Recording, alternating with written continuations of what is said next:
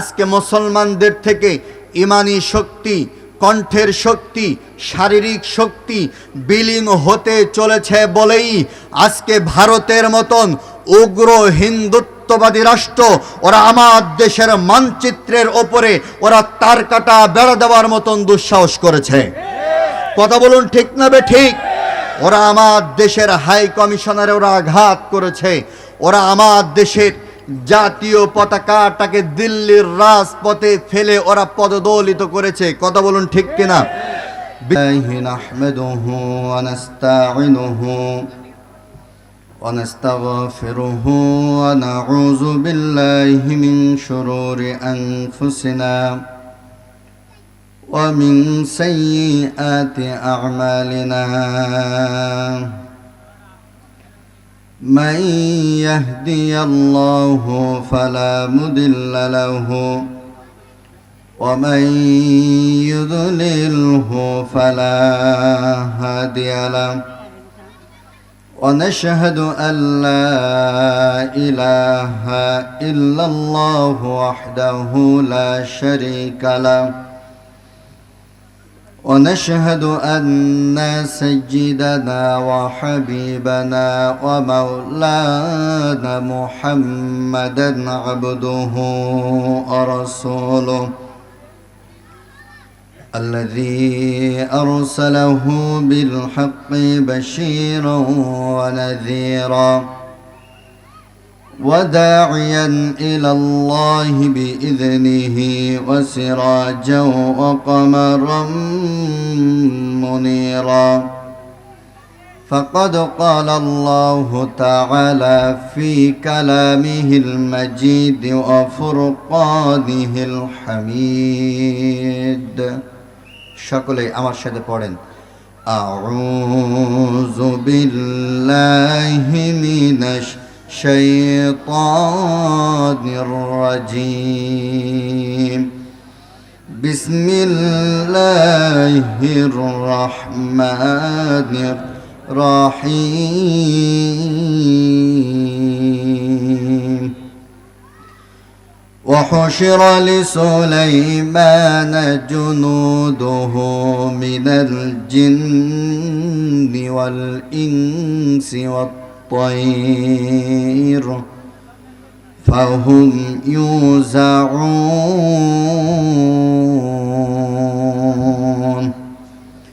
قال الله تعالى إن الله وملائكته يصلون على النبي يا أيها الذين آمنوا صلوا عليه وسلموا تسليما. اللهم صل على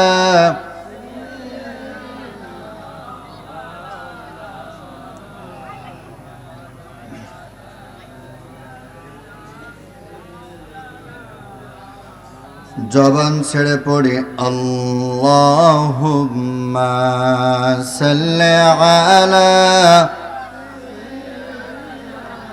মাওলানা মুহাম্মদ ওয়া আলা আলি সাইয়্যিদিনা বালাগাল উলা বিকামালিহি كشف الدجى بجماله حسنت جميع خصاله صلوا عليه. আজকের এই বাংলাদেশের ঐতিহ্যবাহী জেলা ফেনী জেলার ফুলগাজী উপজেলার হাসানপুর মাইজগ্রাম ও তালপুকুরিয়া তরুণ সমাজ কর্তৃক আয়োজিত 12তম ঐতিহাসিক তাফসীরুল কোরআন মাহফিল। উপস্থিত আছেন আজকের মাহফিলের সম্মানিত সুযোগ্য সভাপতি, বিশিষ্ট আলেমে দ্বীন, আপনাদের সকলের প্রিয় ব্যক্তি জনাব হযরত মাওলানা মুহাম্মদ হোসেন সাহেব। চেনেন তো আপনারা? এই বয়সে আল্লাহ পাক নূরের মতন চেহারা দিয়েছেন, জলজল করতেছে। আমরা দোয়া করে আল্লাহ পাক রব্বুল আলামিন আজকের মাহফিলের সভাপতিকে হায়াতে তৈয়বা দান করুন বলে আমিন। আমার পূর্বে আলোচনা রেখেছেন হযরত মাওলানা নুরুল হুদা সাহেব। আল্লাহ পাক রব্বুল আলামিন ইসলামের জন্য কণ্ঠটাকে কবুল করুন বলে আমিন। সজনে রয়েছেন আজকের মাহফিলের সম্মানিত প্রধান মুফাসসির, সারা বাংলাদেশের আলোড়ন সৃষ্টিকারী ইসলামী আলোচক, বিশিষ্ট আলেমে দ্বীন শায়েখ মাওলানা মোহাম্মদ জামাল উদ্দিন সাহেব। আল্লাহ পাক রব্বুল আলামিন আজকের মাহফিলের প্রধান মুফাসসিরকে এই জাতির কল্যাণের জন্য, ইসলামের জন্য বিশ্বময় কবুল করুন বলে আমিন। স্টেজে উপবিষ্ট আছেন এলাকার মান্যগণ্য ব্যক্তিবর্গ, জাতির শ্রেষ্ঠ সন্তান ওলামায়ে কেরাম। সামনে উপবিষ্ট আছেন এক ঝাঁক কোরআন প্রেমিক তৌহিদি মুসলিম জনতা। পর্দার অন্তরালে আছেন আমার শিক্ষিতা পরহেজগারিনী মা এবং বোনেরা। মাইকের আওয়াজ যত মানুষের কর্ণগহরে প্রবিষ্ট হচ্ছে, সকলকেই আলোচনার সূচনা লগ্নে আমার অন্তরের অন্তরস্থল থেকে সালাম মোবারকবাদ জানাচ্ছি। আসসালামু আলাইকুম ওয়া রাহমাতুল্লাহি ওয়া বারাকাতুহু। আপনারা সকলে কেমন আছেন? আমরা প্রথমে শুকরিয়া আদায় করছি সে মহান মুনিব, মহান শ্রেষ্ঠ আল্লাহ পাক রব্বুল আলামিনের ইজ্জতের দরবারে, যে আল্লাহ পাক রব্বুল আলামিন আমাদেরকে দুনিয়ার সকল ব্যস্ততামূলক কাজ থেকে বিরত রেখে বর্তমান বাংলাদেশের এই দুর্যোগময় প্রতিকূল অবস্থার মধ্য দিয়ে আজকের এই সুন্দর সুশৃঙ্খলা উন্মুক্ত তাফসীরুল কোরআন মাহফিলে আমাকে আসার, বসার, কোরআন এবং হাদিস থেকে কথাবার্তা শুনবার তৌফিক যে আল্লাহ তাআলা দান করলেন, সে মহান রবের দরবারে আমরা জবান ছেড়ে পুরুষ সচিত কণ্ঠে কালিমাতু শুকর আদায় করছি। সকলে পড়ছি আলহামদুলিল্লাহ। এতগুলো মানুষের উপস্থিতিতে আল্লাহর নামের প্রশংসার আওয়াজ এত আস্তে উচ্চারিত হোক, এটা আপনারা চান? চান? তাহলে যেইভাবে প্রশংসা করলে আপনার মন তৃপ্তি পায়, ওইভাবে জবান ছেড়ে পড়ছে আলহামদুলিল্লাহ। আমরা সাথে সাথে লাখো কোটি দরুদ পাঠ করছি সেই বিশ্ব মানবতার মুক্তির দিশারি সরওয়ারে কায়নাত আকাই নামদার তাজেদারি মদিনা সাইয়্যিদুল মুরসালিন খাতামান নবিয়্যিন জনাবে মুহাম্মদুর রাসূলুল্লাহ সাল্লাল্লাহু আলাইহি ওয়াসাল্লাম।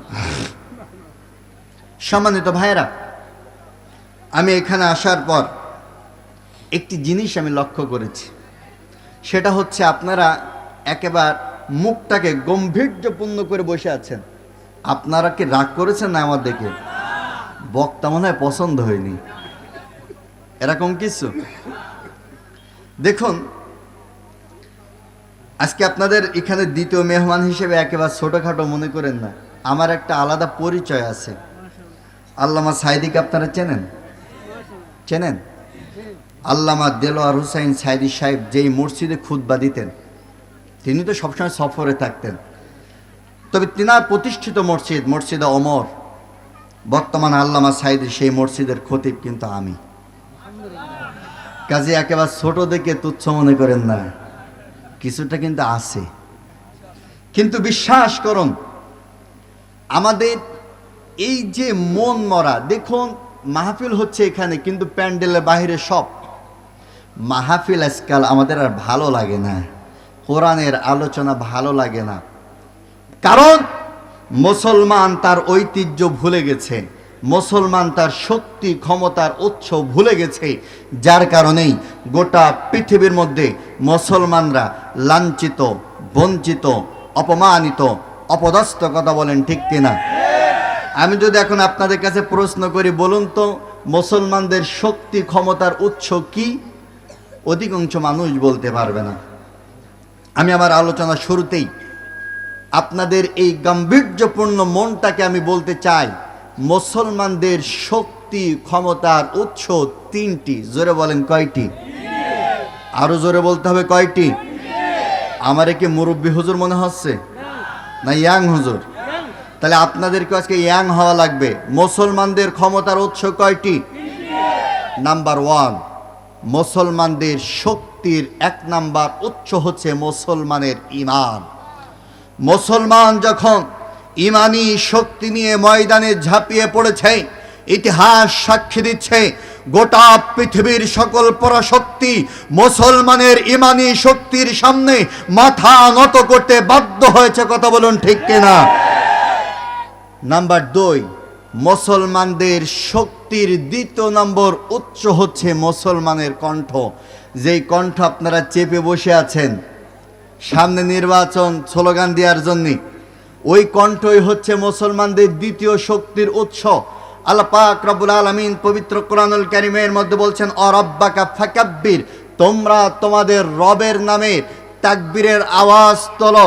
ইতিহাসের দিকে লক্ষ্য করুন, বিশ্ব নবী মাত্র 313 জন নিয়ে বদর প্রান্তরে আল্লাহু আকবারের স্লোগান উত্তীর্ণ করেছে, বাতিল শক্তি ময়দান ছেড়ে পালাতে বাধ্য হয়েছে।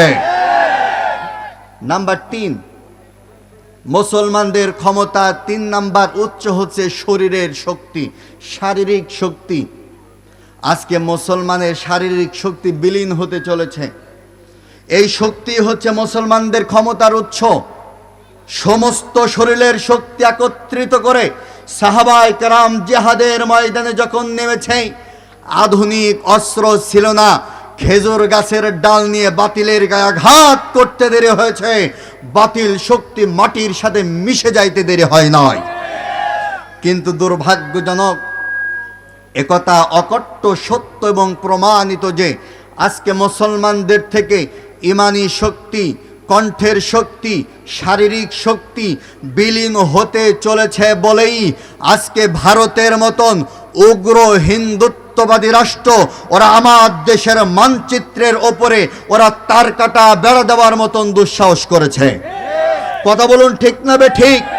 ওরা আমার দেশের হাই কমিশনারে ওরা আঘাত করেছে।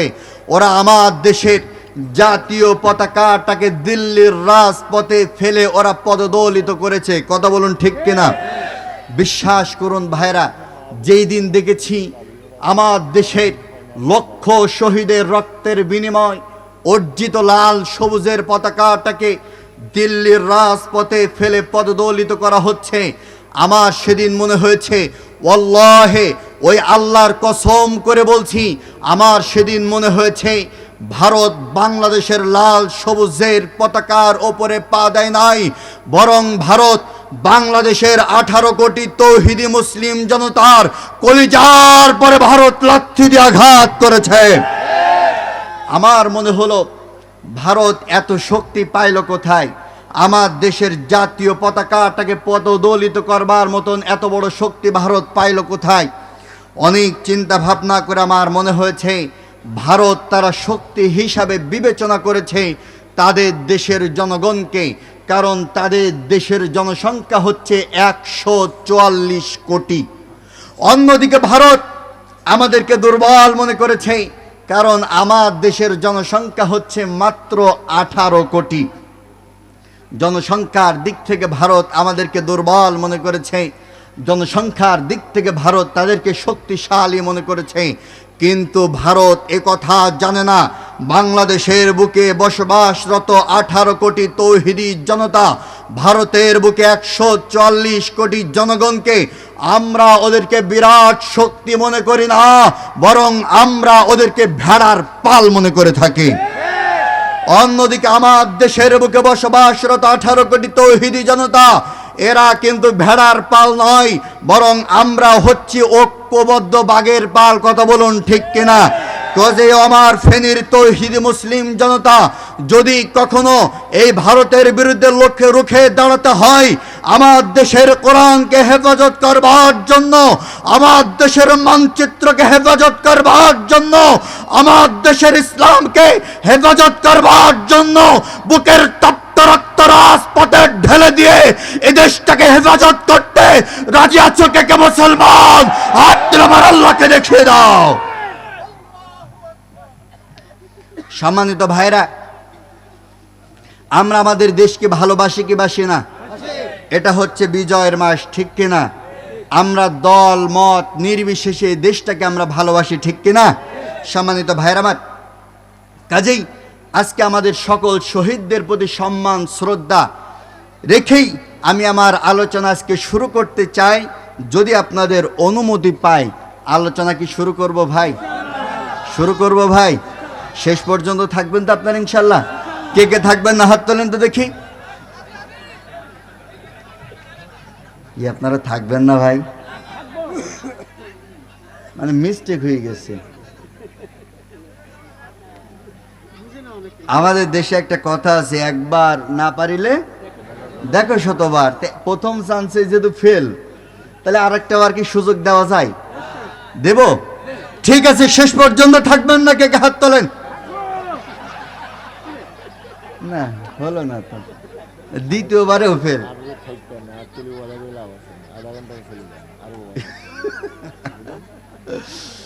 তার মানে দ্বিতীয়বারেও ফেল, তাহলে কি আর একটা বার চান্স দেওয়া যায়?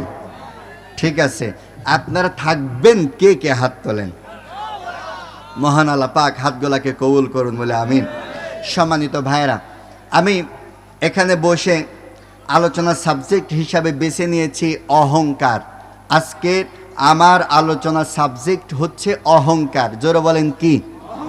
জোর হয় নাই কি? প্রত্যেকটা কথা হৃদয় দিয়ে শুনবেন। আমি ওই তথাকথিত বক্তার মতন নাই যে বকেই গেলাম, আপনারা কিছু বাড়িতে নিয়ে যাইতে পারলেন না, তা না। আমি যতটুকু বলবো আপনাদের মুখস্থ করাই দিয়ে যাবেন ইনশাআল্লাহ। মানুষ অহংকার করে 5টা জিনিস নিয়ে। জোরে বলেন কয়টা? জোর হলো না, কয়টা? আরো জোরে, কয়টা? মানুষ অহংকার করে 5টা জিনিস নিয়ে।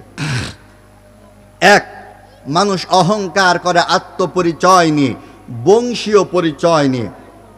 কথা ঠিক কিনা? এতে হ্যাঁ নাই বলেন আপনারা। নাম্বার 2, মানুষ অহংকার করে ক্ষমতা নিয়ে। নাম্বার 3, মানুষ অহংকার করে সম্পদ নিয়ে। নাম্বার 4, মানুষ অহংকার করে শিক্ষা নিয়ে। নাম্বার 5, মানুষ অহংকার করে সুন্দর লাবণ্যময় চেহারা নিয়ে। আজকের মাহফিলের সভাপতি মহোদয় মাওলানা মোহাম্মদ সাহেব, আল্লাহ পাক রব্বুল আলামিন হায়াতে তৈয়বা দান করুন, উনি ফেসবুকে আমার এই আলোচনাটা শুনেছেন।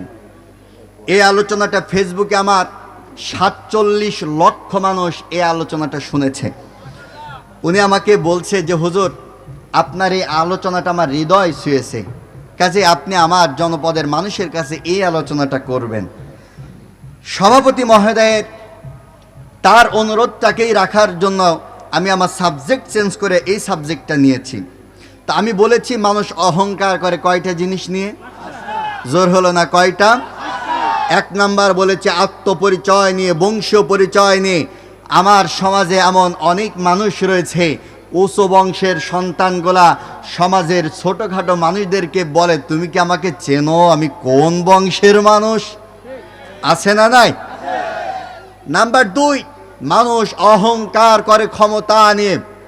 ক্ষমতা নিয়ে মানুষ যে অহংকার করে তা নতুন করে আমাদের সংজ্ঞা দেওয়ার কোনো দরকার নাই।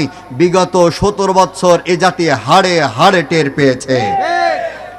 নাম্বার 3, মানুষ অহংকার করে সম্পদ নিয়ে। যদি একটু সম্পদের মালিক হইছে তা ওর ভাব দেখে কিনা সমাজের নিম্ন মানুষদের মানুষই মনে করে না। নাম্বার 4, মানুষ অহংকার করে শিক্ষা নিয়ে, জ্ঞান নিয়ে। সন্তান IBA পাশ করে বাবাকে বলে, তুমি তো মূর্খ, বোঝো কি? আছে না নাই?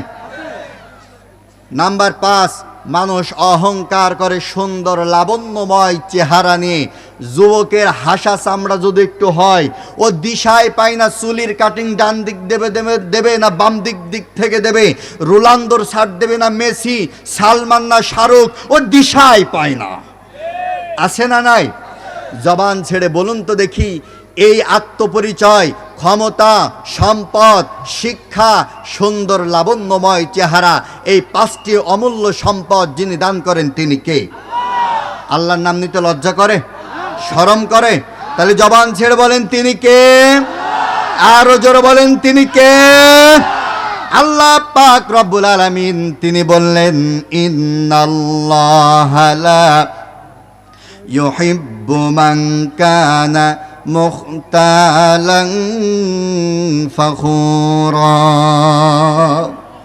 ভাইয়ের আমার, এক একটা আয়াত আপনাদের সামনে আমি তেলাওয়াত করব, যখন আপনাদের দিকে হাতের ইশারা দেব তখন, আর হাতের ইশারা দেব যখন আপনারা কণ্ঠ ছেড়ে আল্লাহু আকবার বলবেন, তখন এই কর্মসূচি চলবে ততক্ষণ, আমার আলোচনা শেষ হবে না যতক্ষণ। রাজি আছেন যারা যারা একটাবার জবান ছেড়ে বলি আল্লাহু আকবার। আল্লাহ পাক রব্বুল আলামিন তিনি বললেন, নিশ্চয় আমি আল্লাহ রব্বুল আলামিন যারা নাকি দাম্ভিক অহংকারের সহিত পৃথিবীর মধ্যে চলাফেরা করে, আমি আল্লাহ রব্বুল আলামিন তাদেরকে মোটেও পছন্দ করি না। দাম্ভিকতার সহিত অহংকারের সহিত পৃথিবীর মধ্যে যারা চলাফেরা করে, আল্লাহ পাক বলছেন তাদেরকে আমি মোটেও পছন্দ করি না। ভাইয়ের আমার, আমরা এই কোরআনের কাছে প্রশ্ন করলাম, কোরআন যুগে যুগে এই পৃথিবীর মধ্যে অহংকার করবার মানুষ তো কম ছিল না। যুগে যুগে সম্পদ নিয়ে, ক্ষমতা নিয়ে, সুন্দর লাবণ্যময় চেহারা নিয়ে এই পৃথিবীর মধ্যে অনেক মানুষ অহংকার করেছে। আমার আল্লাহ রব্বুল আলামিন তাদের কি পরিণতি করেছে জানতে চাই। আল্লাহ পাক রব্বুল আলামিন কুরআনুল কারীমের মধ্যে বললেন, ওয়া কাম আহলাকনা মিন ক্বরয়াতিন বাতিরাত মাঈশাতাহা ফাতিলকা মাসাকিনুহুম লাম তুসকাম মিন বা'দিহিম ইল্লা কলিলা। আল্লাহ পাক রব্বুল আলামিন বললেন, এই পৃথিবীর মধ্যে অনেক মানুষ ছিল যারা ক্ষমতা নিয়ে, সম্পদ নিয়ে, শিক্ষা নিয়ে আল্লাহ পাকের সঙ্গে অহংকার করেছিল। আমার আল্লাহ রব্বুল আলামিন তাদের কাউকে পানিতে চুবায়া চুবায়া আর কাউকে জুতা পিটা করে পৃথিবীর মসনদ থেকে বিতাড়িত করে ছেড়ে দিয়েছে। এই আয়াতের তাফসীরের মধ্যে মুফাসসিরগণ বলেছেন, আল্লাহ রব্বুল আলামিন আদ জাতিকে ধ্বংস করেছেন, সামুদ জাতিকে ধ্বংস করেছেন, লোদ জাতিকে ধ্বংস করেছেন, মাদিয়ান জাতিকে ধ্বংস করেছেন, নমরুদ জাতিকে ধ্বংস করেছেন, ফিরাউন জাতিকে ধ্বংস করেছেন। তাদের অপরাধ ছিল তারা ক্ষমতা পেয়ে, সম্পদ পেয়ে ওরা আল্লাহ রব্বুল আলামিনের সঙ্গে অহংকার করেছিল, যার কারণে আর আল্লাহ রব্বুল আলামিন তাদেরকে পৃথিবীর থেকে বিদায় করে দিয়েছে। বলতে পারেন হুজুর, অহংকার করলে যে নিপাত হয়, আপনি 1000 বছর আগের উদাহরণ দিলেন, আমরা টাটকা উদাহরণ নিতে চাই। টাটকা উদাহরণ যদি আপনারা নিতে চান, বেশি দিন আগে আপনাদের যাওয়া লাগবে না। ক্ষমতা পেয়ে অহংকার করেছিল একটা সম্প্রদায়, তারা বলেছিল আমরা ক্ষমতার মসনদে 41 সাল পর্যন্ত থাকব।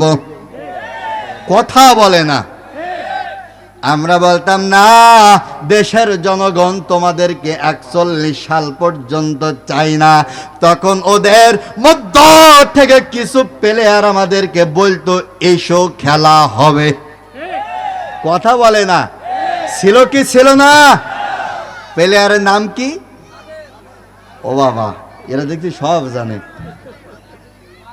আমাদের বলতে এসব খেলা হবে, আমরা বলতাম ঠিক আছে আমরা খেলবো। যখন আমরা রাজপথে নেমেছি, ওদের মধ্য থেকে কিছু অবৈধ প্লেয়ার, ফাউল প্লেয়ার, আমি যাদের নাম দিয়েছি answer League, police League, RAB League, BDR League, আমি কিন্তু পুলিশ বাহিনী, র্যাব বাহিনী বলি নাই, কারণ বাহিনীর মধ্যে সবাই খারাপ না, কিন্তু কিছু ছিল রাজপথে দামাল ছেলেরা যখন নেমেছে, অবৈধ প্লেয়ার গুলা গুলি চালিয়ে আমার দেশের সূর্য সন্তানগুলাকে ওরা রাজপথে শহীদ করে ছেড়ে দিয়েছে। আমরা বলতাম ও আল্লাহ, এই অবৈধ প্লেয়ার গুলার সঙ্গে তো পারা যায় না। রাতের বেলা পুত্র সন্তানকে নিয়ে পিতা ঘুমিয়েছে, সন্তানের বুক থেকে পিতাকে তুলে নিয়ে গেছে, পিতার বুক থেকে সন্তানকে তুলে নিয়ে গেছে। হাজারো মিথ্যা মামলা দিয়ে মানুষগুলাকে, এই সকল নিরপরাধ মানুষগুলাকে, জি, এই সকল নিরপরাধ মানুষগুলাকে ওরা নির্মমভাবে মিথ্যা মামলা দিয়ে কারাগারের মধ্যে বন্দি করেছে। আমরা বলতাম মালিক এদের সঙ্গে তো আমরা পারি না।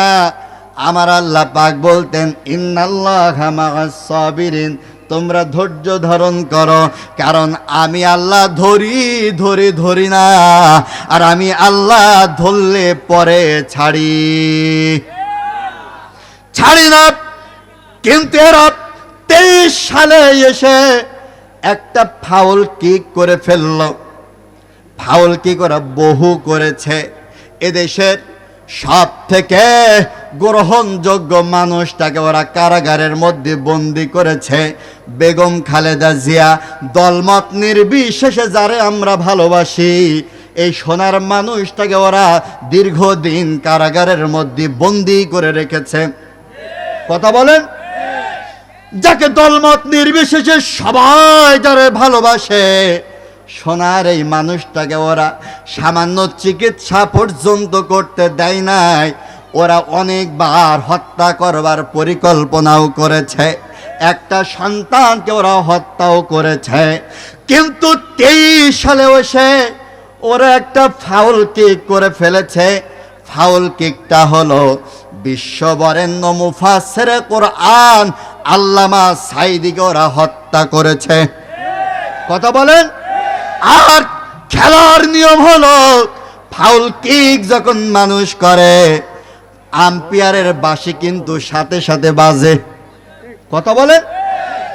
এই জন্য 1 বছর পার হয় নাই, ওরা 23 সালে আল্লামা সাঈদীকে হত্যা করেছে।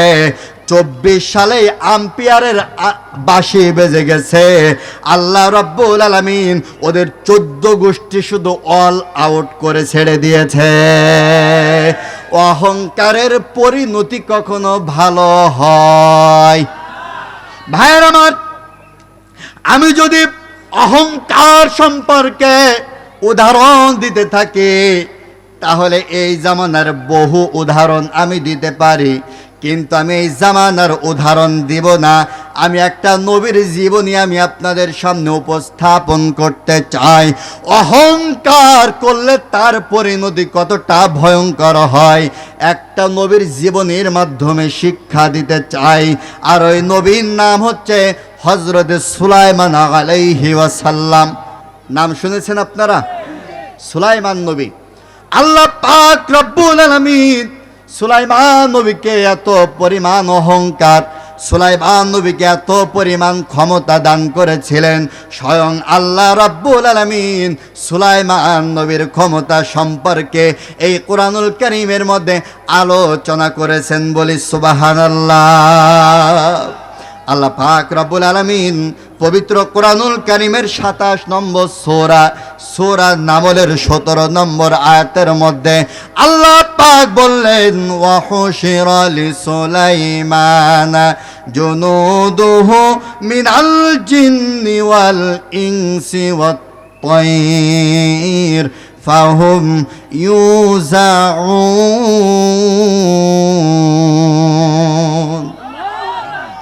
আল্লাহ পাক রব্বুল আলামিন সুলাইমান নবীর ক্ষমতা সম্পর্কে আলোচনা করছেন।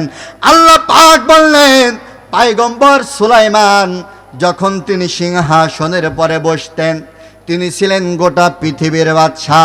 তিনি যখন সিংহাসনের পরে বসতেন, সিংহাসনের ডান পাশে, সুলাইমান নবীর সিংহাসনের ডান পাশে 6000 বিশিষ্ট মানব জাতির একদল বডিগার্ড দাঁড়ায়া থাকতেন।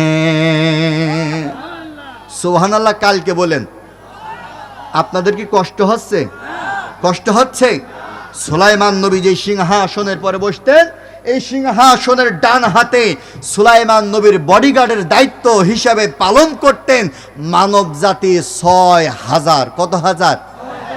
ভাইয়ের আমার, আল্লাহ পাক বললেন সুলাইমান নবীর বডিগার্ডের দায়িত্ব পালন করত 3টা জাতি। জোরে বলেন, কয়টা জাতি? 3টা জাতি। এক নাম্বার হলো মানব জাতির ডান হাতে 6000। এরপরে সুলাইমান নবী যেই সিংহাসনের পরে বসতেন, এই সিংহাসনের বাম হাতে জিন জাতির বডিগার্ডের একটা দল দাঁড়ায়া থাকতো, সংখ্যা হলো 6000। ডান হাতে মানব জাতি 6000, বাম হাতে জিন জাতি 6000। 6 6 কত হয়? আরো জোরে বলেন, 6 6 কত হয়? 12,000 বডিগার্ড সুলাইমান নবীর দুই পাশে দাঁড়ায়া থাকতেন। আর একটা জাতি আছে না, কি সেই জাতি? আল্লাহ পাক রব্বুল আলামিন বললেন অত্তয়ির। তয়ির শব্দের অর্থ হলো পাখি। পাখি জাতি সুলাইমান নবীর বডিগার্ডের দায়িত্ব পালন করতেন। আল্লাহু আকবার। বলতে পারেন হুজুর, জিন জাতি বডিগার্ড মানলাম, মানব জাতি বডিগার্ড মানলাম, পাখির কাজ কি? কিতাবের মধ্যে এসেছেন, কিতাবের নাম হচ্ছে আহকামুল কোরআন লিল জাসাস। কিতাবটা যিনি লিখেছেন নাম হচ্ছে আবু বকর সিদ্দিক আল জাসাস। হানাফি মাযহাবের বড় একজন ইমাম, নাম হচ্ছে আবু বকর সিদ্দিক আল জাসাস। তিনি কিতাব লিখেছেন, কিতাবের নাম হচ্ছে আহকামুল কোরআন লিল জাসাস। এই গ্রন্থের সূরাতুল ফুরকানের 63 নম্বর আয়াতের ব্যাখ্যায় ঘটনাটা তিনি লিপিবদ্ধ করেছেন, আপনারা দেখে নিতে পারেন। আল্লাহ পাক রব্বুল আলামিন সব ঘটনাগুলা বর্ণনা করেছেন। পাখির কাজকে শুনুন। আমাদের পার্শ্ববর্তী রাষ্ট্রের প্রধানমন্ত্রী নাম কি? নাম কি? আপনাদের কষ্ট হচ্ছে? কথা বলতে কষ্ট হচ্ছে, কিন্তু আপনারা উত্তর দিচ্ছেন না। আপনাদের এই সিচুয়েশন দেখে আমার একটা গল্প মনে পড়েছে, বলবো। এক দাদা তার পোতা ছেলে নিয়ে রাতের বেলা ঘুমায়, কিন্তু পোতা ছেলের স্বভাব হচ্ছে গাঁজা আর বিড়ি খাওয়া। কি খাওয়া? আছে নাকি এরম প্লেয়ার এলাকায়? ও বাবা, আছে। এই গাঁজা আর বিড়ি খাওয়া স্বভাব হচ্ছে পোতা ছেলের। রাতের বেলা দাদা এই পোতা ছেলের গাঁজা বিড়ির গন্ধে মোটে ঘুমাতেই পারে না। দাদা অতিষ্ঠ হয়ে বলছে, দেখ পোতা ছেলে, তুই যদি গাঁজা বিড়ি ছেড়ে একটানা 40 দিন ফজরের নামাজ জামাতের সহিত আদায় করতে পারিস, তাহলে 40 দিন পরে তোর একটা মোটরসাইকেল কিনে দেবো। কি কিনে দেব? মোটরসাইকেল। পোতা ছেলে চিন্তা করতেছে লাভজনক ব্যবসা, গাঁজা বিড়ি ছেড়ে একটানা 40 দিন নামাজ পড়লেই মোটরসাইকেল। পোতা ছেলে গাঁজা বিড়ি ছেড়ে একটানা 40 দিন আপনাদের হাসানপুর মাইজগ্রাম জামে মসজিদের ইমামের পিছনে নামাজ পড়েছে। 40 দিন পরে দাদার গিয়ে বলছে, দাদা আজকে 40 দিন মোটরসাইকেল দাও। দাদা বলছে, কের মোটরসাইকেল? কয়, তুমি না বলিলে গাঁজা বিড়ি ছেড়ে একটানা 40 দিন ফজরের নামাজ পড়লে আমারে মোটরসাইকেল কিনে দিবা, আজকে 40 দিন মোটরসাইকেল দাও। 40 দিন পরে দাদা তখন বলতেছে, দেখ পোতা ছেলে, তোর নামাজ তুই পড়ছিস, তোর আবার কের মোটরসাইকেল? আচ্ছা 40 দিন পরে এরকম উত্তর পাইলে মাথা মতো ঠিক থাকে? পোতা ছেলে তখন বলছে, দাদা আমি জানতাম তুমি 40 দিন পরে চিটারি করলেও করতে পারো, সেজন্য আমি একটানা 40 দিন গাঁজা বিড়ি ছেড়ে ফজরে নামাজ পড়ছি, ঠিকই একদিনও উজু করিনি। তো আমাদের অবস্থা হয়েছে ঠিক তেমন, যে হুজুর আপনি যতই ওয়াজ করেন আর আমাদের যতই নসিহত করেন, আমরা কথা বলবো না, এমন কি কোনো কিছু হবে? আছেন তো আপনারা? ভাইয়ের আমার, সুলাইমান নবীর পাখির কাজ কি শুনুন। পার্শ্ববর্তী রাষ্ট্রের প্রধানমন্ত্রী নরেন্দ্র মোদী আমার বাংলাদেশের রাষ্ট্রীয় সফর এসেছিলেন। উনি যেই দিন বাংলাদেশের শাহজালাল আন্তর্জাতিক বিমানবন্দরে যখন ল্যান্ড করেছিলেন, বাংলাদেশের বিমান বাহিনীর উচ্চ পদস্থ কর্মকর্তারা নরেন্দ্র মোদীর মাথার ওপরে ছাতা নিয়ে দাঁড়াইছিল। দেখেছিলেন কি আপনারা? আজকে আপনারা সার্চ করবেন, অনলাইন আপনারা দেখতে পাবেন।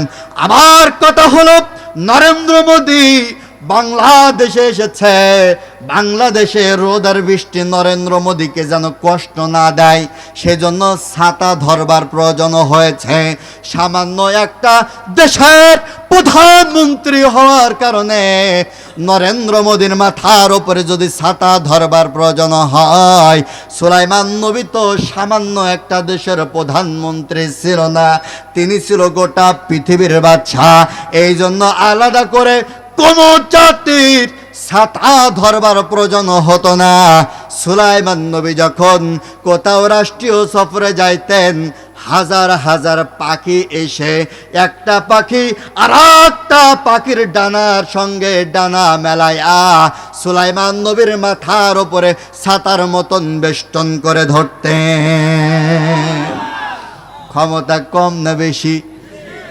আপনাদের আওয়াজ শুনে মনে হচ্ছে নরেন্দ্র মোদীর চাইতে ক্ষমতা কম, বেশি? যারা এখনো পর্যন্ত আওয়াজ দেন নাই তাদের জন্য সুলাইমান নবীর আর একটা ক্ষমতার গল্প শোনাই। ভাইয়ের আমার, আমরা যখন এক দেশ থেকে অন্য দেশে ভ্রমণ করতে যাই, ভাইয়ের নাম কি জানেন? সাবেক চেয়ারম্যান, আমাদের সাবেক চেয়ারম্যান সাহেব, আল্লাহ পাক তাকে হায়াতে তৈয়বা দান করুন বলে আমিন। এই জাতির কল্যাণের জন্য ওমরের মতন শাসক হিসাবে কবুল করুন বলে আমিন। চেয়ারম্যান সাহেব যদি এখন তিনি মনে করেন আমি এখন মক্কা মদিনায় উমরা করতে যাব, তাহলে আমাদের ক্ষমতাধর চেয়ারম্যান সাহেবের সর্বপ্রথম পাসপোর্ট রেডি করা লাগবে, এরপর ভিসা রেডি করা লাগবে, এরপর প্লেনে ওঠা লাগবে, প্লেনের অকটেন প্রয়োজন হবে, প্লেনের পাইলট প্রয়োজন হবে, প্লেনের ইঞ্জিন প্রয়োজন হবে। চেয়ারম্যান সাহেব প্লেনের ওপরে বসবে, প্লেনটা উড়াল দেবে, আমাদের চেয়ারম্যান সাহেব মক্কা মদিনায় পৌঁছাবে, ঠিক কিনা? এইটা হচ্ছে আমাদের যাতায়াতের মাধ্যম।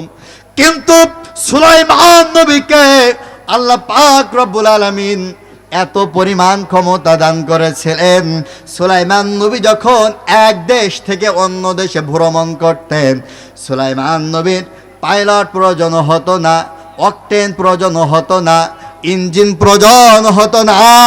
সুলাইমান নবী শুধুমাত্র একটা তক্তার ওপরে দাঁড়াইতেন আর তক্তাকে বলতেন, তক্তা আমাকে এই মুহূর্তে পৃথিবীর এক প্রান্তর থেকে অন্য প্রান্তরে পৌঁছে দাও। কিতাবের মধ্যে এসেছেন বিনা অকটেনে, বিনা পাইলটে, বিনা ইঞ্জিনে সামান্য একটা গাছের তক্তা সুলাইমান নবীকে পৃথিবীর এক প্রান্তর থেকে অন্য প্রান্তরে পৌঁছে দিতে। ক্ষমতা কম না বেশি? আলোচনার সাবজেক্ট কি? কথা বলেন না কেন? আলোচনার সাবজেক্ট কিন্তু অহংকার। আপনারা শুধু মাথায় এই অহংকার বিষয়টা গেঁথে রাখেন। কোন জায়গায় গিয়ে কার প্যান আজকে কার পরাই দিয়ে যাব শুধু আপনারা মিলাই নেবেন। পয়গম্বর সুলাইমান নবী যখন গোটা পৃথিবীর বাদশাহ, তিনি তখন বিবাহ করেন নাই, তিনি ছিলেন অবিবাহিত যুবক।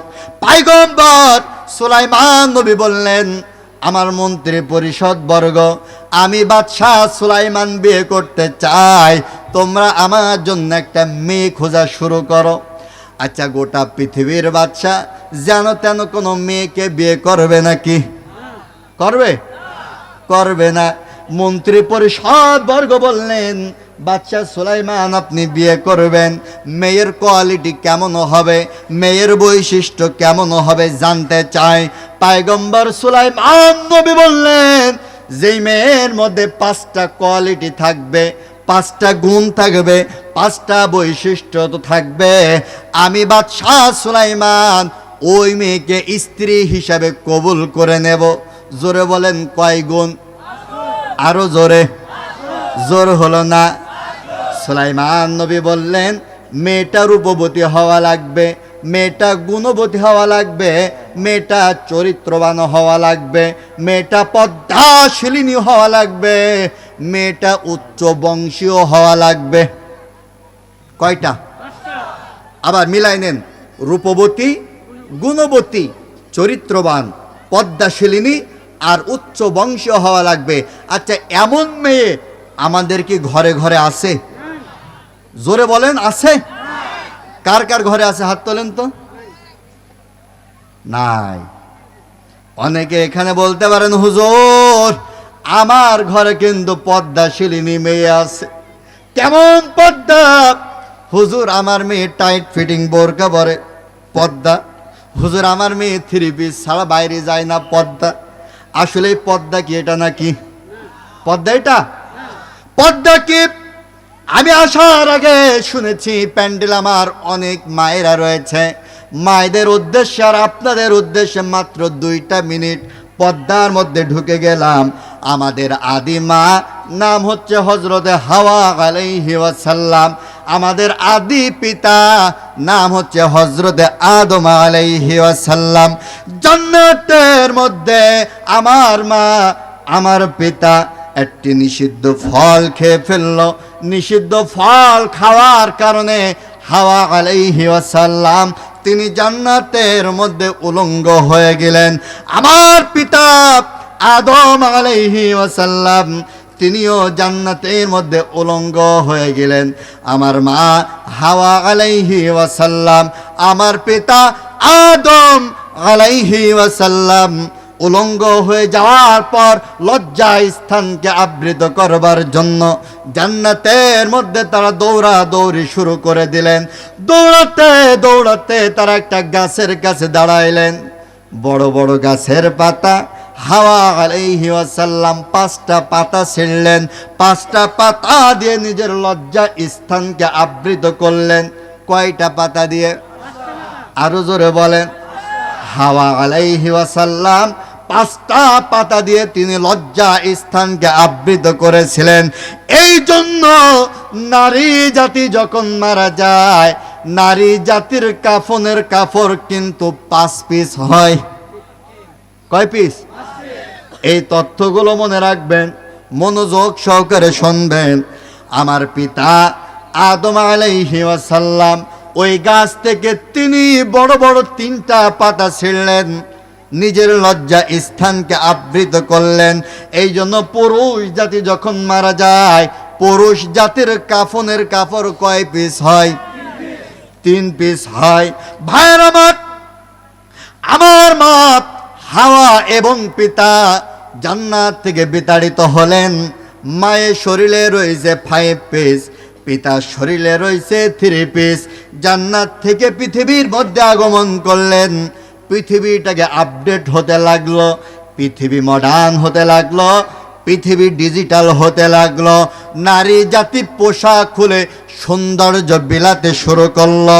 5 পিস থেকে নারী জাতি 1 পিস বাদ দিল। কয় পিস থাকে? 4 পিস। 4 পিস। নারী জাতি 4 পিস পরা শুরু করলো। দিন যায়, সময় যায়, যুগ যায়, শতাব্দী যায়, বর্তমান আধুনিক যুগ, ডিজিটাল যুগ, তথ্য প্রযুক্তির এই যুগ। এই যুগে এসে নারীরা এখন আর 4 পিস ওরা পরে না, ওরা আরো 1 পিস বাদ দিয়েছে। তার মানে সমাজে চলছে কয় পিস? কয় পিস? 3 পিস চলছে।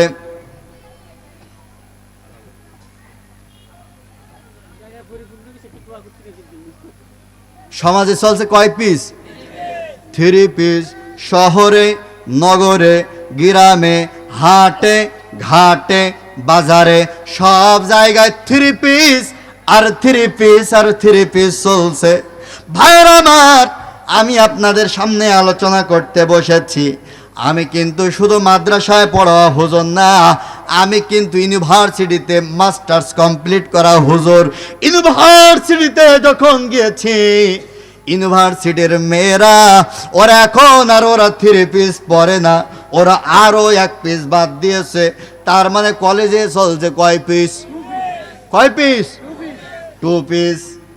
যারা ভারতে গেছেন তারা জানেন, ভারতের অনেক রাজ্যের মধ্যে, অঙ্গরাজ্যের মধ্যে এখন আর 2 পিস চলছে না।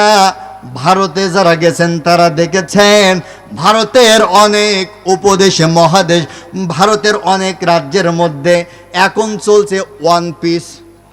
কয় পিস? 1 পিস। অনেক প্রদেশে চলছে 1 পিস। তার মানে আমার গ্রামে চলছে 3 পিস, ভার্সিটিতে চলছে 2 পিস, ভারতে চলছে ওয়ান পিস পৃথিবীর থেকে যদি বিদায় নেয় ঈমান নিয়ে বাঁচা বড় দায় হয়ে যাবে, ঠিক কিনা?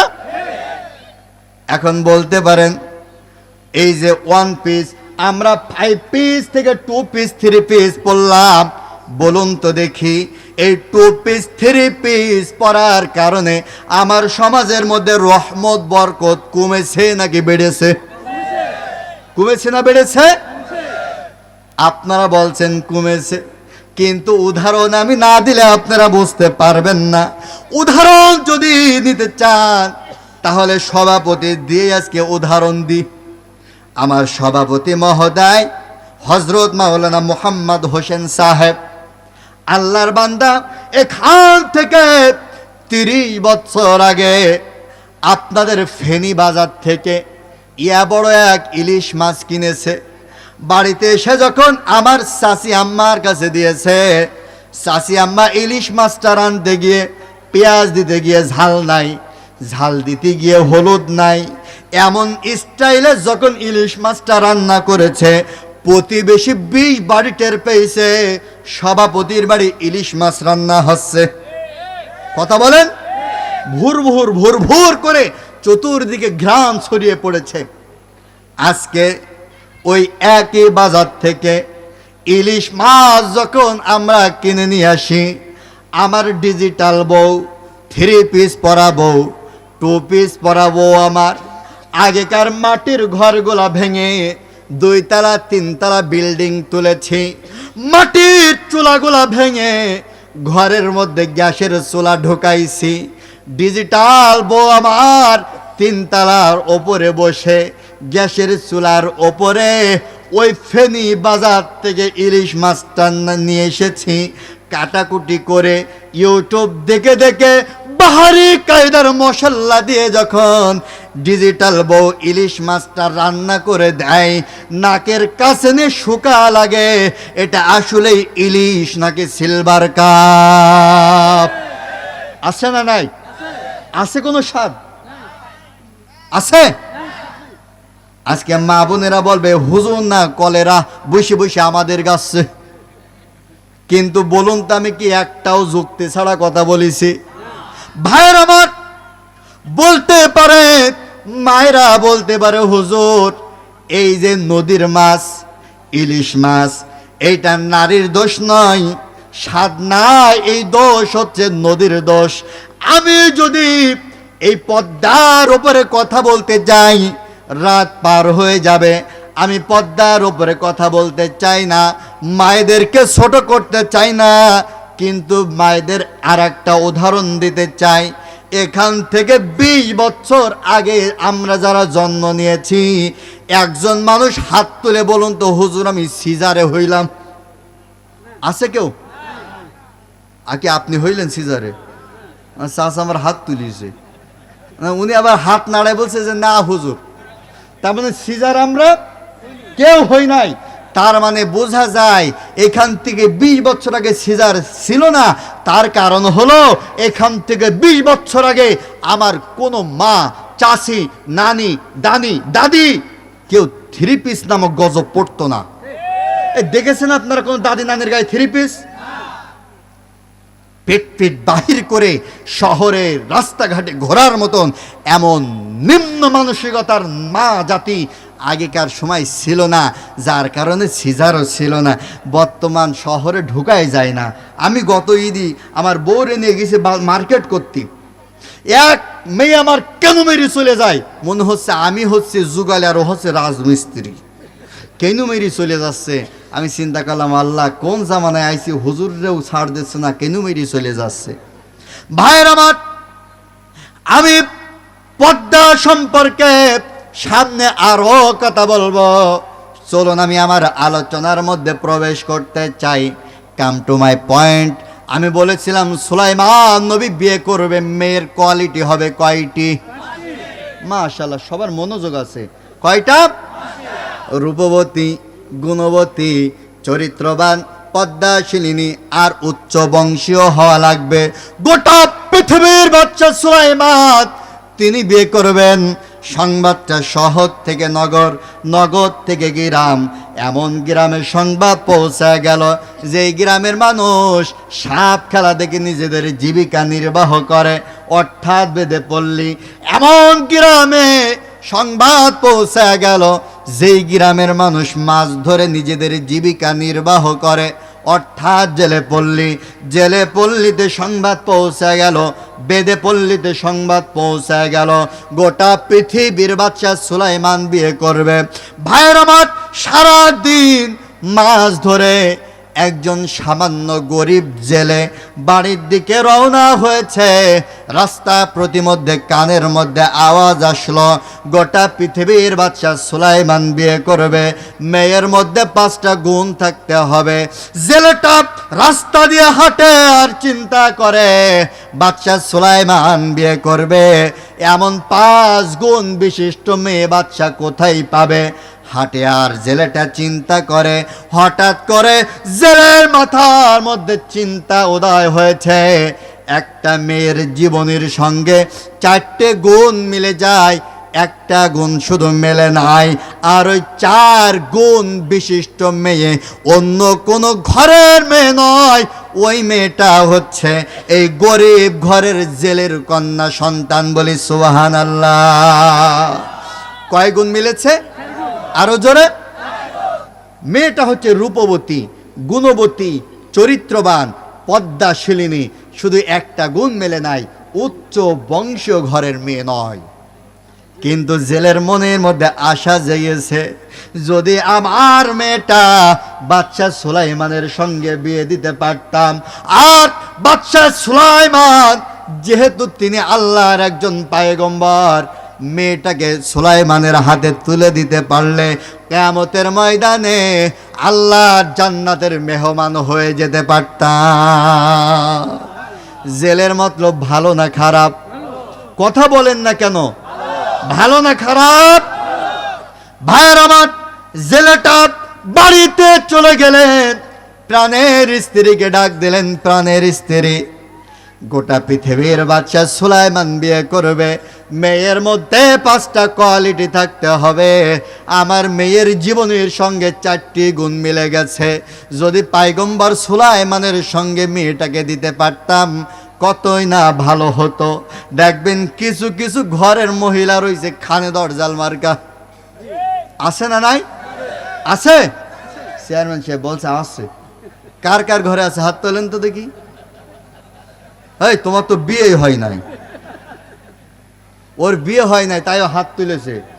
হুজুর তাই হাত তোলা সাহস পাচ্ছে না। শোনেন, আপনারা হাত না তুললেও আমি বুঝে নিচ্ছি। আপনাদের এই সিচুয়েশন থেকে আমার একটা গল্প মনে পড়েছে, বলবো। এক বাদশা বউরে খুব ভয় পায়। তো বাদশা চিন্তা করছে, আমি হচ্ছি রাজ্যের বাদশা, আমি যদি বউরে এত ভয় পাই তাহলে রাজ্য চলে কেমনে? কিন্তু রাজার মনের মধ্যে প্রশ্ন উদয় হয়েছে, আমি কি একাই বউরে ভয় পাই নাকি আমার প্রজারাও ভয় পায়? একটু পরীক্ষা করা দরকার। রাজা ঘোষণা দিচ্ছে, আমার রাজ্যের সমস্ত প্রজা, তোমাদেরকে আগামীকাল রাজ দরবারে আমন্ত্রণ জানানো হলো। যেই কথা সেই কাজ। রাজার কথা মতো রাজ দরবারে সব হাজির। আমার দিকে লক্ষ্য করুন। রাজা 2 হাত উঁচু করলেন, 2 হাত উঁচু করে বলছে, আমার রাজ্যের সমস্ত প্রজা, তোমরা যারা বউরে ভয় পাও তারা যাবা ডান কাতারে, বউরে যারা ভয় পাও না তারা যাবা বাম কাতারে। রাজামশাই মাথা উঁচু করে দেখছে, হুড়ুর হুড়ুর করে সব ডান কাতারে হাজির। কিন্তু রাজামশাই মাথা উঁচু করে দেখছে বাম পাশে একজন বীর পুরুষ দাঁড়ায় রইছে। রাজামশাই বলছে, মাশাল্লাহ মাশাল্লাহ, অন্তত পক্ষে একজন তো আছে, বউরে ভয় পায় না। রাজামশাই বলছে, বীর পুরুষ, বউরে কেন তুমি ভয় পাও না? একটু ওয়াজ করো, গল্প করো, শিক্ষা নেব। বাম কাতার থেকে বীর পুরুষ বলছে, রাজামশাই, বউরে ভয় পায় কি পায়নি তা আমি জানি না, তবে আপনার দরবারে আসার আগে বউ আমার কান ধরে বলিতেছে, সবাই যাবে যেই কাতারে, তুই থাকবি উল্টো কাতারে। ওরা সবাই গেছে ডান কাতারে আর ও রয়েছে বাম কাতারে। এই জন্য আপনারা বাম কাতারে প্লেয়ার, এটা আমি ধরে নিছি, হাত না তুললেও আমি ধরে নিছি। ভাইয়ের আমার, কষ্ট হচ্ছে আপনাদের? পয়গম্বর সুলাইমান নবীর আলোচনা আমি কিন্তু ভুলি নাই। গরিব জেলেটা স্ত্রীকে বললেন, স্ত্রী বাদশা সুলাইমান বিয়ে করবে, মেয়ের মধ্যে 5টা গুণ থাকতে হবে। আমার মেয়ের জীবনীর সঙ্গে 4টি গুণ মিলে গেছে, আমার মেয়েটাকে বাদশা সুলাইমানের সঙ্গে বিয়ে দিতে চাই। জেলের বউ একটু ওই স্বভাবের ছিল। জেলের বউটা বলছে, দেখো স্বামী, এমন কথার দ্বিতীয়বার বলবা না, কারণ পৃথিবীর মধ্যে তুমি আমার কাছে সব থেকে বড় দামি।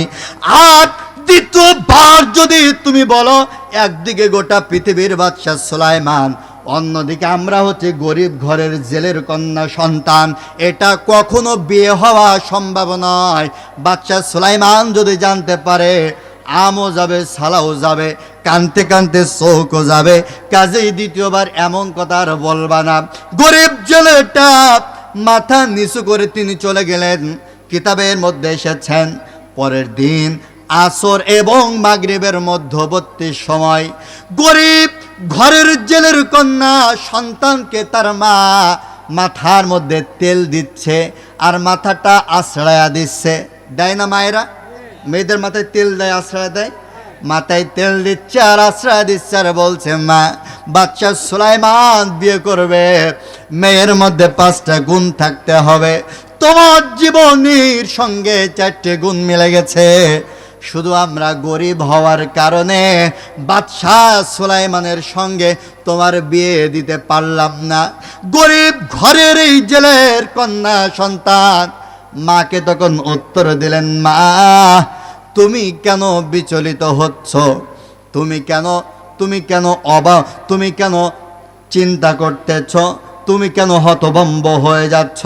তুমি কি জানো না যে আল্লাহ পাক রব্বুল আলামিন গোটা পৃথিবীর বাদশাহ সুলাইমানকে নবীর ঘরের নবী বানিয়েছেন?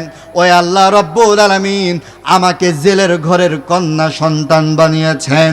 যে আল্লাহ রব্বুল আলামিন বাদশাহ সুলাইমানকে রাজপ্রাসাদ দান করেছেন, ওই আল্লাহ রব্বুল আলামিন আমাকে কুড়ে ঘর দান করেছেন। যে আল্লাহ রব্বুল আলামিন সুলাইমানকে গোটা পৃথিবীর রাজা বানিয়েছেন, ওই আল্লাহ রব্বুল আলামিন আমাকে গরিব ঘরের কন্যা সন্তান বানিয়েছেন। ওই আল্লাহ রব্বুল আলামিন তিনি যদি চান, গোটা পৃথিবীর বাদশাহ সুলাইমানের সঙ্গে আমার বিয়ের বন্ধ ব্যবস্থা করে দিতে পারে। আল্লাহু আকবার! এই বিয়ে হওয়া কি সম্ভব? একদিকে গোটা পৃথিবীর বাদশা, অন্যদিকে একেবারে নিম্ন গরিবের ঘরের কন্যা সন্তান, এই বিয়ে কি হওয়া সম্ভব? ভাইয়ের আমার, চলুন সামনের দিকে কি ঘটেছিল। আহকামুল কোরআন লিল জাসাস গ্রন্থের মধ্যে আবু বকর সিদ্দিক আল জাসাস তিনি সূরা ফুরকানের 63 নম্বর আয়াতের ব্যাখ্যায় ঘটনাটা তুলে ধরেছেন। জেলের মেয়ে ঘরের মধ্যে প্রবেশ করলেন। ঘরের মধ্যে প্রবেশ করে তিনি একটা চিঠি লিখলেন। চিঠির মধ্যে লিখলেন, আসসালামু আলাইকুম ওয়া রাহমাতুল্লাহ। গোটা পৃথিবীর বাদশা সুলাইমান, আপনি বলেছেন আপনি বিয়ে করবেন, মেয়ের মধ্যে 5টা গুণ থাকতে হবে। আমার জীবনের সঙ্গে 4টি গুণ মিলে গেছে, শুধু একটা গুণ মেলে নাই, আমি উচ্চ বংশীয় ঘরের কোনো কন্যা সন্তান নয়। তবে কথা দিতেছি, আমি যদি আপনার স্ত্রী হতে পারি আর আয়ুব নবীর মতন আপনার পা থেকে মাথা পর্যন্ত সমস্ত শরীরের মধ্যে যদি পচনকৃত পোকাও হয়ে যায়, আর যদি সমস্ত শরীর পচে যায়, আর আমি যদি আপনার স্ত্রী হতে পারি, তাহলে আপনার পা থেকে মাথা পর্যন্ত শরীরের সমস্ত পচনকৃত পোকাগুলা নিজের আপন মুখের জিহ্বা দ্বারা পরিষ্কার করে দেব। এরপরেও আমি আপনার স্ত্রী হতে চাই। ইতি জেলের মেয়ে চিঠি লিখলেন। চিঠিখানা গোটা পৃথিবীর বাদশা সুলাইমানের কাছে পৌঁছা গেল। গোটা পৃথিবীর বাদশা সুলাইমান চিঠি পড়লেন। একজন সামান্য গরিব ঘরের কন্যা সন্তান বাদশাহ সুলাইমানকে বিয়ে করতে চায়। সুলাইমান নবী এটা ভালোভাবে দেখলেন না। পয়গম্বর সুলাইমান তিনি চিঠিখানা ছিঁড়ে ফেলে দিলেন। আলোচনার সাবজেক্ট কি? কথা বলে না কেন? সাবজেক্ট কি? আলোচনার সাবজেক্ট হচ্ছে অহংকার। বলতে পারেন হুজুর এখানে অহংকারের কি হয়েছে? অহংকারের কি হয়েছে শুনুন। নবী সুলাইমান এই জেলের মেয়েকে পছন্দ না পছন্দ হতেই পারে, কোনো সমস্যা ছিল না, কিন্তু তিনি জেলের মেয়ে গরিব ঘরের কন্যা সন্তান মনে করে তুচ্ছ তাচ্ছিল্য করে তিনি চিঠিখানা ছিঁড়ে ফেলেছেন। আমার আল্লাহ পাকের এটা মোটেও পছন্দ হয় না। এবার আসেন অহংকার সম্পর্কে আল্লাহ রসুল কি বলেছেন। আন আব্দুল্লাহ ইবনে মাসউদ রাদিয়াল্লাহু তাআলা আনহু قال قال رسول الله صلى الله عليه وسلم قال لا يدخل الجنة من كان في জাররার তাফসীর হচ্ছে এই বিরাট ছোট্ট ক্ষুদ্র সরিষার দানাকে যদি কেউ ভেঙে চুরে টুকরা টুকরা করে যদি 70 টুকরা করে, কত টুকরা? 70। সরিষার দানার 70 টুকরা, যেটা খালি চোখে দেখা যায় না, অনুবীক্ষণ যন্ত্রের প্রয়োজন হয়। এই 70 টুকরার এক ভাগকে বলা হয় জাররা। আল্লাহ রসুল বললেন মান কানা ফি কলবিহি মিসকালু যাররাতিন মিন কিফর, যার কলবের মধ্যে এই সরিষার দানার 70 ভাগের এক ভাগ পরিমাণ অহংকার যার হৃদয়ের মধ্যে থাকবে, ক্বালা লা ইয়াদখুলুল জান্নাহ, আল্লাহ রসুল বলেছেন ওই ব্যক্তি আল্লাহর জান্নাতে যাবে না। চিন্তা করতে পারেন? এখন চিন্তা করেন আমরা কে কে জান্নাতে যাব। ভাইয়ের আমার, এই হাদিসের ব্যাখ্যা যদি আমি করতে চাই অনেক রাত হয়ে যাবে। আমি এই হাদিসের ব্যাখ্যায় যাইতে চাই না, তবে এই হাদিসের শেষ অংশটুকু বলতে চাই। আল্লাহ রসুল বললেন অহংকার হলো 2 প্রকার। জোরে বলেন কয় প্রকার? জোর হলো না, কয় প্রকার? আল্লাহ রসুল বললেন অহংকার হলো 2 প্রকার, আল কিবরু বাতারুল হক আর অগমতুন নাস। 1 নাম্বার অহংকার হলো আমার আল্লাহ রব্বুল আলামিনের সঙ্গে, আর 2 নাম্বার অহংকার হলো মানুষের সঙ্গে। মানুষকে তুচ্ছ করা, তাচ্ছিল্য করা, ছোট করা। এর বাচ্চা তার বাচ্চা বলে গালি দেওয়ার অর্থই হলো মানুষের সঙ্গে অহংকার করা। পয়গম্বর সুলাইমান নবী জেলের মেয়েকে তুচ্ছ করলেন, তাচ্ছিল্য করলেন, তার মানে সুলাইমান নবী জেলের মেয়ের সঙ্গে কি করেছে? কথা বলেন? অহংকার করেছে। আর অহংকার করার পরিণতি কতটা ভয়ঙ্কর হয় পয়গম্বর সুলাইমান নবীর জীবনী থেকে শিক্ষা নেন। এত সময় আলোচনা যেটা করেছি এটা হচ্ছে জমির আইল। আমি এইবার আলোচনার মধ্যে প্রবেশ করলাম। এই পৃথিবীর মধ্যে আল্লাহ পাক রব্বুল আলামিন প্রত্যেকটা নবীকে কিছু না কিছু মুজিজা দান করেছিলেন। তেমনি সুলাইমান নবীকে আল্লাহ পাক রব্বুল আলামিন একটা মুজিজা দান করেছিলেন। ওই মুজিজাটার নাম হচ্ছে আংটি। জোরে বলেন নাম কি? আরো জোরে। এই আংটি আবার যেন তেন কোনো আংটি নয়। আল্লাহ রব্বুল আলামিন এই জান্নাত থেকে হযরতে দাউদ নবীর মাধ্যমে এই আংটিখানা প্রেরণ করেছিলেন। এই আংটির বৈশিষ্ট্য হলো আংটি যতক্ষণ পর্যন্ত সুলাইমান নবীর হাতে থাকবে গোটা পৃথিবীর ক্ষমতা সুলাইমান নবীর হাতে থাকবে। আংটি যদি না থাকে ক্ষমতা সিয়ার থাকবে। ভালো করে বুঝেন, আংটি যাবে যার হাতে, ক্ষমতা যাবে তার হাতে। আলোচনা সাবজেক্ট কি? আরো জোরে বলেন। শুধু সামনে চলেন, দেখেন একেবারে পয়েন্টে আর জয়েন্টে মিলাই দিয়ে যাবেন ইনশাআল্লাহ। ভাইয়ের আমার, গোটা পৃথিবীর বাদশা সুলাইমান আংটি যখন হাতে, গোটা পৃথিবীর সব কিছু সুলাইমান নবীর কথা মতো চলে। সুলাইমান নবী ছিলেন ন্যায়পরায়ণ বাদশাহ। তিনি একদিকে যেমন মানুষের ন্যায় বিচার করতেন, অন্যদিকে তিনি জিনদেরও ন্যায় বিচার করতেন। তিনি মানব জাতিকে ন্যায় বিচার করে অপরাধীদেরকে জেলখানায় ভরতেন। আর জিন জাতি যারা অপরাধ করত তাদের সমুদ্রে অতল গহ্বরে সুলাইমান নবী আটকায় রাখতেন। এই সমুদ্রের অতল গহ্বর থেকে একটা দুষ্টু জিন সুলাইমান নবীর রাজ দরবারে তিনি পালিয়ে চলে আসলেন। তিনি চিন্তা করলেন যে কোনো কায়দায় সুলাইমান আমাকে আটকায় রেখেছিল, আমি সুলাইমানের প্রতিশোধ নিতে চাই। শয়তান ঘুরতেছে এখন। এইদিকে আল্লাহ রাব্বুল আলামিন হযরতে জিবরাইল আমিনকে পাঠিয়ে দিলেন, জিবরাইল আর করো না দেরি, চলে যাও তাড়াতাড়ি, আমার পয়গম্বর সুলাইমান জেলের মেয়ের চিঠি ছিঁড়ে তিনি অহংকার করেছে, আমি আল্লাহ রাব্বুল আলামিন সুলাইমানকে কঠিন পরীক্ষা নিতে চাই। জিবরাইল আলাইহিস সালাম চলে আসলেন, এসে বললেন, ভাই সুলাইমান অপরাধ করেছ, আমার আল্লাহ রাব্বুল আলামিন তোমাকে পরীক্ষা নিতে চায়। সুলাইমান নবী আল্লাহ পাক রব্বুল আলামিনের কাছে দোয়া করলেন, মালিক আমাকে আপনি ক্ষমা করে দেন।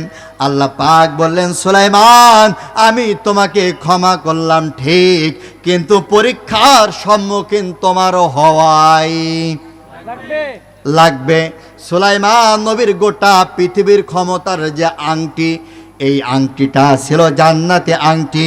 এই আংটি নিয়ে অপবিত্র জায়গায় যাওয়া যাইতো না। আপনাদের কাছে জানতে চাই, বাথরুম পবিত্র জায়গা নাকি অপবিত্র জায়গা? কথা বলেন। অপবিত্র জায়গা, তার মানে আংটি নিয়ে বাথরুমে যাওয়া যাবে। সুলাইমান নবী তিনি বাথরুমে যাবার প্রয়োজন মনে করলেন, আংটিখানা খুললেন, বিশ্বস্ত প্রহরীকে ডাকলেন, প্রহরীকে ডেকে বললেন, প্রহরী আংটিখানা রেখে দাও, খবরদার আংটি হাতছাড়া করবা না, কারণ আংটি যাবে যার হাতে, ক্ষমতার চেয়ার যাবে তার হাতে। সুলাইমান নবী বাথরুমে চলে গেলেন, আর ওই যে শয়তান জিন প্রতিশোধের নেশায় ঘুরে বেড়াচ্ছে, মনে আছে তো আপনাদের?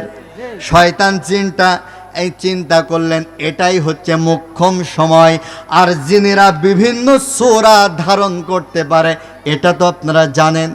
শয়তান জিন হুবহু সুলাইমান নবীর সূরা ধারণ করলেন, আকৃতি ধারণ করলেন, গিয়ে প্রহরীকে গিয়ে বললেন, প্রহরী আংটিখানা দাও।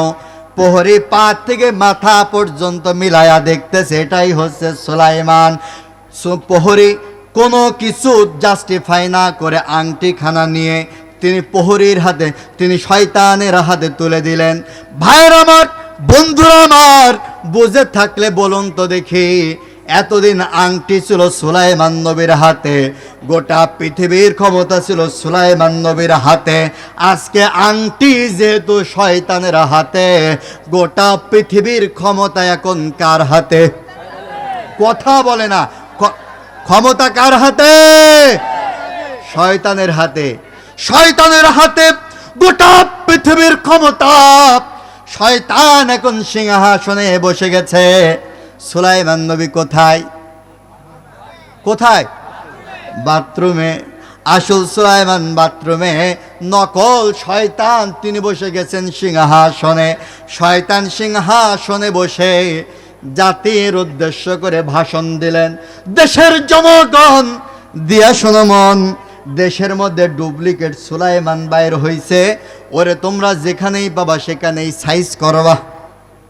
সুলাইমান নবী বাথরুম থেকে বাহির হলেন, বিশ্বস্ত প্রহরীকে গিয়ে বললেন, প্রহরী আংটি দাও। প্রহরী পা থেকে মাথা পর্যন্ত মিলায়ার চিন্তা করে, একটু আগে বলেছে ডুপ্লিকেট সুলাইমান বাইর হইছে, পড়বে না পড়বে না, আমার সামনে আগে পড়িছে। প্রহরী বলছে আংটি চাও? কয় হ্যাঁ আংটি দাও।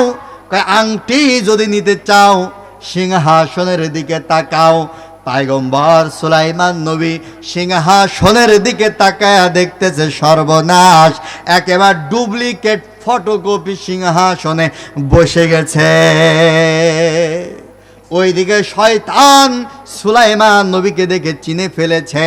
শয়তান তখন দেশের জনগণকে উদ্দেশ্য করে বলছে, দেশের জনগণ তোমাদেরকে না বলেছিলাম দেশের মধ্যে ডুপ্লিকেট সুলাইমান বাইর হইছে, এটাই হচ্ছে সেই ডুপ্লিকেট সুলাইমান।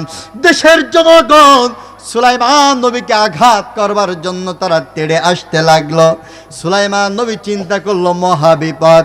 সুলাইমান নবী তখন জাতির উদ্দেশ্য করে বলেছিলেন, দেশের জনগণ সিদ্ধান্ত নিতে ভুল করো না, আমি হচ্ছে অরিজিনাল বাদশাহ, ক্ষমতায় যেটা বইছে ওইটা হচ্ছে দালাল বাদশাহ। কথা কিন্তু বুঝবেন। সুলাইমান নবী বলল, আমি হচ্ছে অরিজিনাল দেশের সরকার, ক্ষমতার মসনদে যেটা বইছে ওইটা হচ্ছে দালাল সরকার, খবরদার তোমরা সিদ্ধান্ত নিতে ভুল করো না। কিন্তু দেশের জনগণ সিদ্ধান্ত নিতে ভুল করলো, তারা সুলাইমান নবীকে আঘাত করবার জন্য আরো উদ্যত হলো। সেই দিন সুলাইমান নবী দেশের জনগণের উদ্দেশ্য করে একটা ভাষণ দিয়েছিলেন। সুলাইমান নবী বললেন, দেশের জনগণ দিয়া শোনো মন, আজকে যদি তোমরা সিদ্ধান্ত নিতে ভুল করো, আমাকে যদি তোমরা ক্ষমতাচ্যুত করো, আর দালাল সরকারকে যদি ক্ষমতার মসনদে বসাও, তাহলে এমন কালো গাঢ় আমাবস্যা রাত আসবে যার সুবে সাদিক হওয়া অসম্ভব। সুলাইমান নবী বললেন, কিন্তু জাতির লোকেরা সিদ্ধান্ত নিতে ভুল করলো, যেমন ভুল আমরা করেছিলাম। এখান থেকে বহু বছর আগে বাংলাদেশের আল্লামা সাইদি বলেছিল, এরা হচ্ছে দালাল পার্টি, এদেরকে ক্ষমতার মসনদে তুলনা যদি তোলো, এমন কালো গাঢ় আমাবস্যা রাত আসবে যার সুবে সাদিক হওয়া অসম্ভব। বিগত 17 বছর বাঙালি জাতি আল্লামা সাইদির কথা হাড়ে হাড়ে টের পেয়েছে, ঠিক কিনা ভাইরা আমার?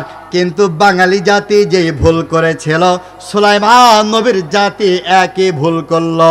ওরা দালাল সরকারকে ক্ষমতার মসনদে বসায়া পয়গম্বর সুলাইমান নবীকে ওরা ক্ষমতাচ্যুত করলেন, সুলাইমান নবীকে ওরা মারলেন, রক্তাক্ত করে ফেললেন। আল্লামা কি বক্তা চলে আসছে? নারায়ে তাকবীর, লিল্লাহে তাকবীর। প্রধান মুফাসসিরের আগমন, শেখ মোহাম্মদ জামাল উদ্দিন ভাইয়ের আগমন, লিল্লাহে তাকবীর। ভাইয়ের আমার, আসলেই আলোচনায় আমি কেবল সাজিয়ে ঢুকতেছিলাম। অহংকার করলে তার পরিণতি কতটা ভয়ঙ্কর হয় সেই বিষয়টাই আমি জানানোর চেষ্টা করতেছিলাম। আমার ভাই চলে এসেছেন, এখানে আমার আলোচনা করবার আর করাটা বেয়াদবি হয়ে যাবে না। 5 মিনিট চালাবো না।